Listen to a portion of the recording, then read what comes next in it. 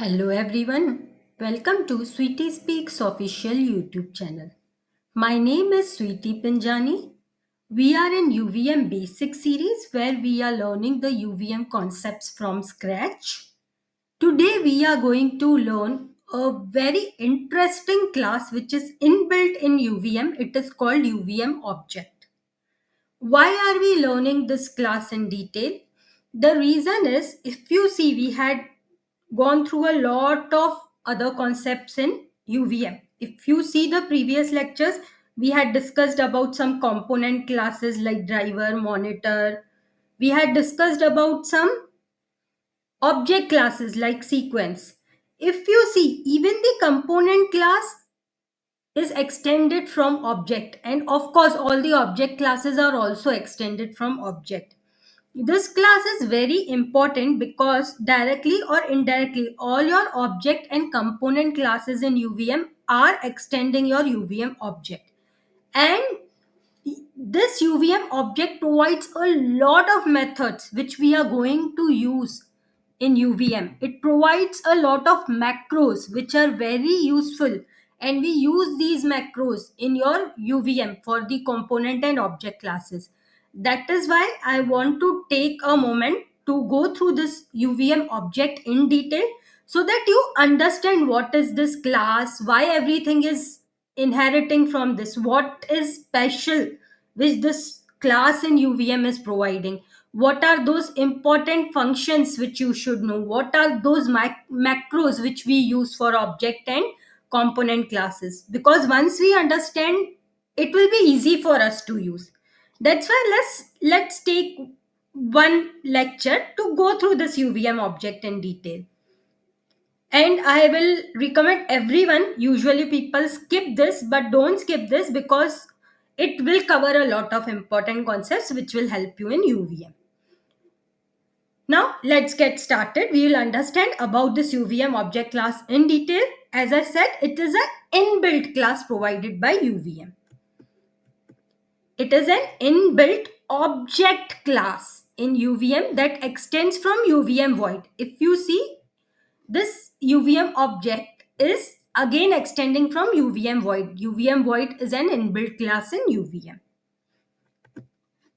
Then all the base classes in UVM, like your component classes were driver, monitor, all those things, and the object classes like we had seen sequence, all these classes are indirectly extending from your UVM object. That is why understanding this UVM object is very important, because it is the base class for all your UVM object and component classes.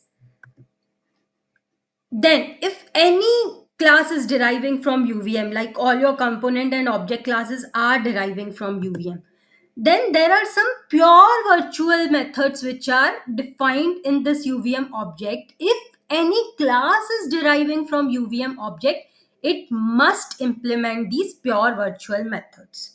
What are these pure virtual methods? We had discussed this in detail in System Verilog Essential series, but I'll give you a gist. Pure virtual methods are those which just have prototype. There is no implementation. It just tells what will be the function name, what will be the return type, what will be the type of argument. Only these kind of things are told. The implementation doesn't exist. That's why whenever you are deriving anything from a class that has pure virtual method, you should implement it in your child class. This is important. It's an OOPS concept. Now, which are these pure virtual methods? One is create, another is get type name. These are some examples. We are going to see each of these methods in detail. Hold on to it. But for now, just remember that whatever pure virtual methods are there in UVM object, you should implement those in your derived class, like create and get type name. What is the purpose of UVM object class? Why am I inheriting everything from UVM object? What is so special about this? The main purpose is it has a lot of methods which we have to use in UVM. Those methods are predefined in your UVM object. Methods like create, copy. Create has a, as I said, if it's a pure virtual method, it has a skeleton, a prototype is there.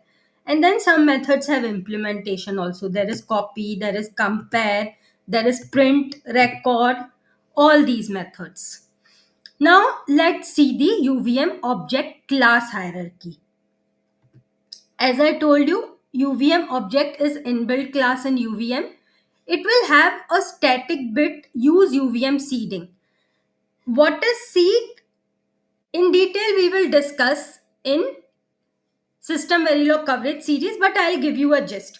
When you are running test, you need to run different combination. You do randomization. Now, a particular combination of randomization can be stored in the form of seed, because sometimes by running certain combinations you can get a bug in the design, and if you want to reproduce this issue, how will you reproduce that? We can do with the help of seed. Every combination of the inputs is going to have a unique seed. Using that seed you can regenerate the value. And if you want to use this seeding in UVM, you can set this bit to 1. It's a static bit provided by UVM object. Use UVM seeding.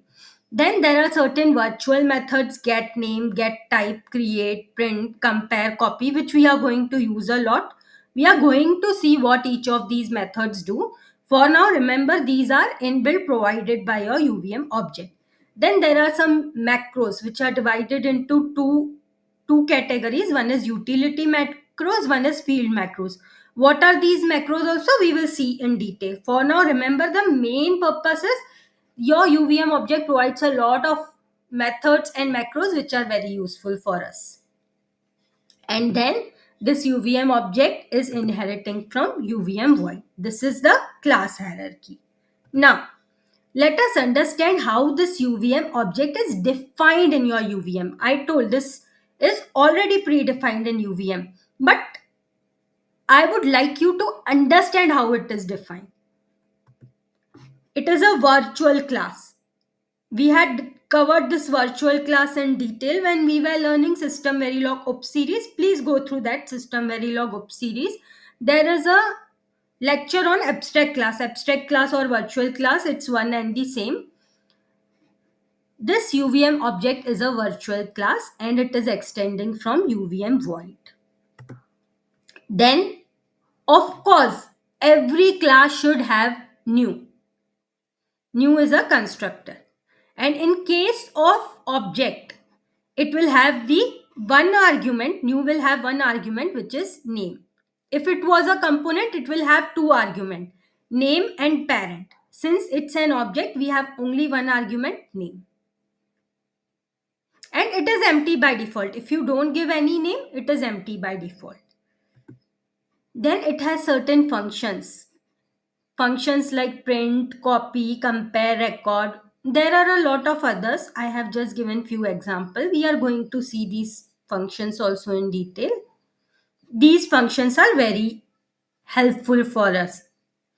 And then there are two virtual functions. If you remember, I told you, whenever there are some virtual functions, especially pure virtual functions, it has to be implemented in your child class. The functions like create, because the implementation says return null. Until you don't create it properly, it will return null, which we don't want. And then same with the get type name. If you don't give anything, it is empty, which we don't want. That's why we will implement these two functions. Create and get type name we are going to implement. That's it. That's how our UVM object class is defined. Next, we have to understand the methods, because that is the main purpose. We are extending everything from UVM object because we need those methods. What are these methods? UVM object provides method for lot of things. It provides method for seeding, to create a seed. It provides method to identify, create, print, record, copy, compare, pack, unpack. All these different methods are provided by UVM object. We are going to see them one by one. It provides methods for configuration also. Now let's see the methods for seed. What is a seed? It is a unique combination of inputs, and if we want to reproduce that particular combination, we can use the unique seed. We are going to discuss the seed concept in detail. As I said, there will be a CD system Verilog coverage which will be uploaded in the same channel, Sweetie Speaks Official by Sweetie Pinjani. There we have to cover the seed concept in detail. For now, just remember it is a unique ID which represents a particular combination of input. The main purpose is if you want to reproduce that particular combination, you want to run that particular combination of inputs, you can run with the help of that unique seed. As I told you, there is one static bit, use UVM seeding. You can enable or disable. If you set it to 1, it is enable. If you set to 0, it is disable. It will enable or disable UVM seeding for you. And then there is reseed also. What it will do, it will reseed. Reseed means seed is generated through randomization. So if you want to reseed, you will again call as random on the object which will do the randomization, and then it will reseed the object. How it will reseed? Of course, using the UVM seeding mechanism only. Then there is identify, for identifying. For that, you will have set name. You can identify the object with the help of name. So this will set the object instance name. And in case the object instance name is already set and you are using set name again, then it will override the previous instance name. Then we have get name. It will return the name, which is either the name in your constructor new. The new constructor takes one argument for object which is name, or you can provide the name in set name method. From here you can get the name.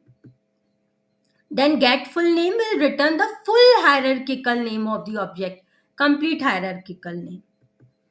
Get instance ID will return the object's unique numeric instance ID. Every object is going to have a unique instance ID that you can get with the help of get instance ID. Then there is get instance count. It will return the current value of the instance counter, which means the number of UVM based objects allocated in simulation. How many objects are there in the simulation, that it will return. Then get type will return the type, proxy or wrapper for each object. Each object is also going to have wrapper. We will see all these concepts in detail as we move further in the advanced series. For now, just remember get type is going to return the type proxy of the object, and by default the implementation for get type method is it produces an error and returns null. Until you don't implement it properly, default it will produce an error and it will return null. To enable this method, you need to implement a version of return a subtype wrapper. You need to implement this wrapper type, because default implementation of get type will produce an error and return null. Then there is get object type. One was get type, one was get object type. Get object type also returns proxy wrapper for this object, but the implementation varies. Here the default implementation was it will produce an error and return null until you implement it.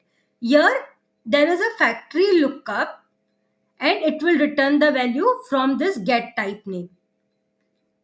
Using this get type name, it will return a value. It will not return error and null. This is the difference between the two functions, get type and get object type.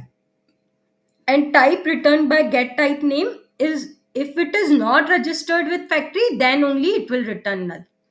In get type, by default, it gives error and returns null. In get object type, it will first look up in the factory using this get type name method. If it doesn't get, it is not registered with factory, only then you will get null. This is for the identification. Then get type name will return the type name of the object. And these type identifiers are enclosed in quotes. Then we will see for create. For create, first we have create method itself. It will create a new object of the same type as this object. Whatever is the type of this object, same type of new object it will create. Then it will return the new object via the UVM object handle. There is an handle for each object. You can return the new object using that handle. Then there is clone. There is create and clone. Clone will create and return an exact copy of this object, not just the same type. Here it is just the same type of object. Here exact copy of the object. Exact copy means if it has certain variables and there are certain default values of the variables, everything will be copied as it is. Here it will just copy the same type in case of create. In case of clone, each and everything. Clone is like a duplicate. So it will create, say, a duplicate a copy of the object which matches the object. Then for printing we have print. It will deep print the object properties in a format and manner governed by printer argument. There is a printer argument and it specifies the format in which you can print. Objects properties refers to the variables. There can be a lot of variables in your object. Those are called as objects properties. How those should be printed. And if the printer argument is missing, UVM provides a default printer which is UVM default printer.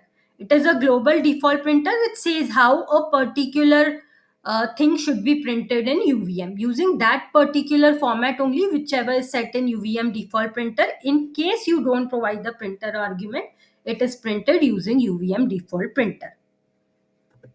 Then we have sprint. It works same as print, but there is a difference that the output is in the form of string rather than being displayed. So here the format is whatever you specify, but in case of sprint, S stands for string. That's why the output is in the form of string. Then do print is user definable hook provided called by print and sprint. It is user definable. It allows user to customize what should be printed beyond the field information provided by UVM field macros. What are these macros? We are going to see after these methods. As I said, UVM object provides some methods and macros, out of which UVM fields are one category of macros. So in UVM field, you specify what information should get printed. If the user wants to customize that information, then the user can do it using do print. And this information exists in UVM field macros and utility macros also for components and objects. There are different utility macros for components and objects that also I will tell you in detail.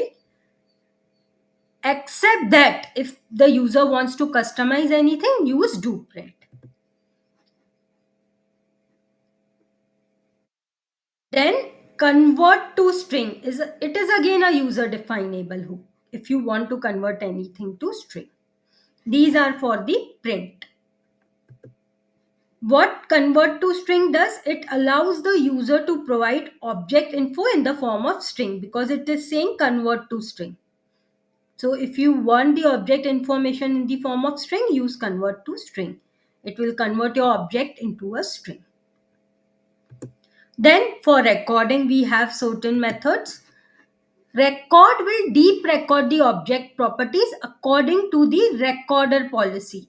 UVM has a recorder policy. It is optional. It is not compulsory to use this. Do record is again a user definable hook which is called by record method. Then for compare we have compare which will deep compare the members of the object with the object which you have provided in RHS. Deep compare means it will compare each and everything. For example, you have certain variables in your object. What are those variables? What is the value of that variable? Even if the value of one variable is not matching, even the one bit in one variable is not matching, it is a mismatch. It deep compares. If it is a match, it will return 1. If it is not a match, if there is any mismatch even in one bit, it will return 0. Then do compare is user definable hook which is called by compare method. Then for packing, we have certain methods. Pack, it will pack the object properties into an array of bits. Pack bytes, it will pack the object properties into array of bytes. It is self-explanatory name. By default, it is bit if you just use pack. If it is bytes, then it is array of bytes. If you use ints, then pack the object properties into array of integers because it is pack ints. If it is do pack, it is a user definable hook called by pack methods. Then similarly we have pack, then we have unpack also. Unpack will extract the properties from array of bits. By default it is bits. If you are using unpack bytes, then it will extract property value from array of bytes because you are using bytes. If you are using ints, then extract property values from array of ints. Then do pack as user definable hook called by unpack methods. Now see, these are self-explanatory. You just need to remember, okay, there are some functions for record, there are some for pack, unpack. By default in pack and unpack, it is bits. Then if you use bytes, it will be bytes. If you use ints, it will be ints. It is self-explanatory. Then for configure also, we have some methods. Set int local, it will provide the write access to integral. Integral is a type of data type which you can have. If you want to provide write access to the integral, then you use set int local. If you want to provide write access to string, use set string local. If you want to provide write access to UVM object based properties which are indexed by field name string, then set object local. Then we have certain macros. Whatever we saw till now, those were methods. Except methods, I told you UVM also has some macros. These macros can be utility macros. The main purpose of utility macros is for each and every object or component which you have in UVM, it has to be registered with factory. This we had seen in detail in UVM factory tutorial. There is a tutorial on UVM factory which is uploaded in same series, which is UVM basics, on Sweetie Speaks official YouTube channel by Sweetie Pinjani, where we said each and every object and component in your UVM has to be registered with factory using UVM factory registration. How those has to be registered, what is the infrastructure needed for that, all that is defined using the utility macros. One utility macro which you can see a lot of time is object utils begin and UVM object utils end for the object. And inside this UVM object utils begin and UVM object utils end, there is another category of macro which is UVM field macros which you can define. We are going to see this UVM field macros in detail. But remember, even this UVM field macros are enclosed within the UVM utility macros, which is UVM object utils begin and UVM object utils end. Then there are field macros. What these field macros will do, we have a lot of methods in UVM object. We have create, copy, print, clone, compare, record. We have lot of methods to do these things. How will these be implemented? Those information, that kind of information, how to implement that method, you will find in field macros. I will show you what are these field macros, but for now, remember utility macros are specifically for infrastructure that is needed to register your object or component with factory, and field macros help with the implementation of the methods in UVM object. There will be two arguments for your field macros. One will be the instance name of the variable, and second, this instance name should be compatible with UVM field macros. Then the flag instance name of the variable. These are the two arguments. What this flag instance name of the variable says, if you want to add some control mechanism, that you can do using the flag instance. Then what is the syntax for using UVM object macros? As I said, there will be UVM object utils begin and UVM object utils end. Inside that, you will have UVM field macros. It has two arguments. One will be the instance name of the variable, other will be the flag which provides the control information. Then UVM object utils end. Now let us understand utility macros in detail. Utility macros can be, if you want to provide some information related to fields, then you enclose it within UVM utils begin and UVM utils end. Then if you want to register your object or component with factory, you have to use UVM object registry or UVM component registry. There are certain UVM object based macros. This we had seen in UVM factory also, the tutorial on UVM factory. For example, if you want to register the object with UVM factory, use UVM object utils. If the object has parameters and it wants to be registered with factory, use UVM object param utils. If you want to enclose certain things within, then you use UVM object utils begin. There is UVM object param utils begin if your object has parameters. Then there is UVM object utils end. Similarly, we also have component based macros. For example, if you want to register a component with your UVM factory, you can use UVM component utils. If your component has parameters, use UVM component param utils. Then there is UVM component utils begin. If you want to enclose something within this UVM component macros, you will have UVM component utils begin, you will have UVM component utils end. And in case your component has parameters and you want to enclose something within that, you will have UVM component param utils begin. Now see, all these names are self-explanatory, frankly speaking. There is nothing complicated here. You want to register object, UVM object utils. If your object has parameters, UVM object parameters. If you want to enclose something, UVM object utils begin, UVM object utils end. If your object has parameters and you want to enclose something, UVM object param utils begin. It is very easy to remember, nothing complicated. That's why I say UVM is not complicated if you understand it the right way. There are right techniques to learn UVM. There is certain way to remember things in UVM. Follow this the way I am explaining. It will be easy for you to remember. Utility macros, I told you four categories.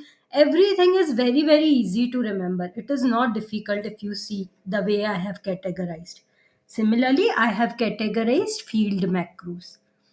What were field macros? It was something which is helping you for implementing your methods, whatever methods are provided inside UVM object. We had seen there are a lot of methods in UVM object to do lot of different things. There were methods for create, there were methods for copy, print, record, so many things. So these UVM field macros, first thing is they will be always enclosed in the UVM utility macros. Which ones? UVM utils begin and UVM utils end. Always they will be enclosed in this. If it is an object, it will be enclosed within UVM object utils begin, UVM object utils end. If it is component, UVM object not UVM object, UVM component. If it's a component, UVM component utils begin, UVM component utils end. That's why I have kept star, depending on your requirement. Then, if you want to implement certain data operations, operations which are related to your data, there are a lot of field macros. There are field macros for scalar data. Which are scalar data? Like your single integer, single object, string, enum, real, event, all these are scalars. To implement these scalars, you have different macros. It is very easy to remember. You just have to put UVM field at front and whatever is your type. UVM field int is for integer, UVM field object is for object, UVM field string is for string, UVM field enum is for enum, UVM field real is for real data type, and UVM field event is for event data type. This event data type also we had seen in detail. There is a system verilog tutorial series, there is system verilog essential series. We are discussing all these data types in detail. There is a tutorial on event in detail. If I remember, it is in system verilog essential series. You go through. I have described what is this event data type. I have even shown the coding example. So all this information is already available with you. All these tutorials are already created for you. All this information is provided by me, Sweetie Pinjani, and I have created a detailed tutorial on all the topics which are uploaded on same channel, Sweetie Speaks Official YouTube. You can go through all these concepts because I told you system verilog is the basics for UVM. Before learning UVM, master system verilog. And event is a data type in system verilog. So we saw that for data operations, we have field macros for scalars. Then we have field macros for arrays, one dimensional static array.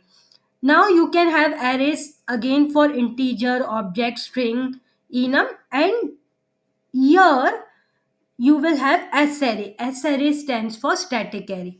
So you have to just prefix it with UVM field S array. S array stands for static array, and whatever your data type. If it is integer, UVM field S array int, for object S array object, and so on. Self explanatory, very easy to remember. Just you have to remember the categories and what prefix is there in each of the category. Then there can be one dimensional dynamic array. This was static array. Then you will have dynamic array. So in dynamic array, you remember S. You remove S. Only array. UVM field array is the prefix for this. Then similarly for integer, UVM field array int. For object, UVM field array object. For string, UVM field array string. For enum, UVM field array enum, and so on. Then there will be queues. If you want to do for queues, you just have the prefix UVM field queue, and again whatever queue it is. If it is a queue of integers, UVM field queue int. If it is a queue of object, UVM field queue object. If it is a field of string, UVM field queue string. If it is a queue of enum, UVM field queue enum, and so on.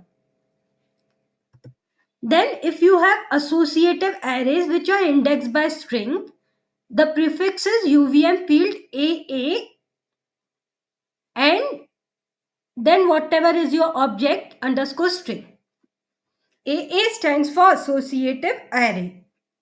The names are very easy to remember. Since it is for associative array, it has AA, and since it is indexed by string, it has string towards the end. And then whatever your type. If it is object, then UVM field AA stands for associative array. Object and string, since it's indexed by string, it has string, and so on. Then if your associative array is indexed by integral, again UVM field AA, because AA stands for associative array, then what is your type? And towards the end you will have int, because this is indexed by integer. Associative array can be indexed either by int or by string. If it is indexed by string, towards the end you will have string. If it is indexed by integer, towards the end you will have int. And there can be a lot of types. Next, we can have field macros for various other methods. For example, for recording macros, to assist and implement recording macros, we have certain field macros. Those macros are UVM record attribute and UVM record field, where you can provide the information on how to implement these recording methods. Then similarly, we have for packing, which assist in implementing the packing methods. Then you can have, depending on the type, if it is an int, there are again two flavors of each. There is UVM pack int if you don't want to provide the size. If you want to provide the size, then it is UVM pack int n. Similarly, for enum you have UVM pack enum without size. With size, UVM pack enum n, and so on for various data types. Similarly, macros which assist in unpacking methods. Again, you can provide size or you cannot provide size. If you are providing size, use N. If you are not providing size, don't use N. Simple to remember. These are the field macros. Next, want to create a user defined object class which extends from UVM object. How should I do it? There are certain steps you should follow. First is, of course, you have to create a user defined class and it has to extend from UVM object. Extending from UVM object is important. Then you register it with UVM factory. Then define the constructor new. What is constructor? We had discussed in detail in System Verilog UP series. In case you still want to revise, go through that System Verilog UP series, the tutorial on constructor new, you will understand what it is. Each and every object should have a constructor new because it helps in allocating the memory. Now let us see a code for user defined object class. First step was to extend your user defined class from UVM object. My user defined class is Sweetie object, which I am extending from UVM object. Second step was I have to register my object with factory. Since it's an object, I will use UVM object utils. And since it's an object, UVM object utils has only one argument, which is name of the object, which is Sweetie object for me. If it was a component, it would have one more argument, which is parent. Since it's an object, I'm only passing the name. Third step was I have to define the constructor new. I have the new constructor, and since it's an object, again new has one argument, which is name, and the name is Sweetie object for me. Then I'll call super.new and pass the name as argument, and that's it. These are the steps to create user defined object class. Now we had learned a lot in object. We had seen what is object, what is purpose of object, what are various methods, what are various field macros, how to create a user defined object. Let's quickly summarize. What we had seen, object is the base class for each and every component and object which you are having in the UVM. That is why it is very important. Why? Because we have to use a lot of methods which are inbuilt in UVM object. It has a lot of methods for doing various operations like seed, identify, create, print, record, copy, compare, pack, unpack, configure. It has a lot of methods for that, which we had seen in detail. It has macros, which can be utility macros, which help in registering your object or component with factory because it provides the infrastructure needed to do that. Then there are field macros, which help in implementation for your methods. Then we had seen steps to create user defined object, which was extend using UVM object, register with UVM factory, and define the constructor new. This was about UVM object class, which you should know because each and every component and object is extending from your UVM object. I hope all these tutorials are helping you and they are easy to understand.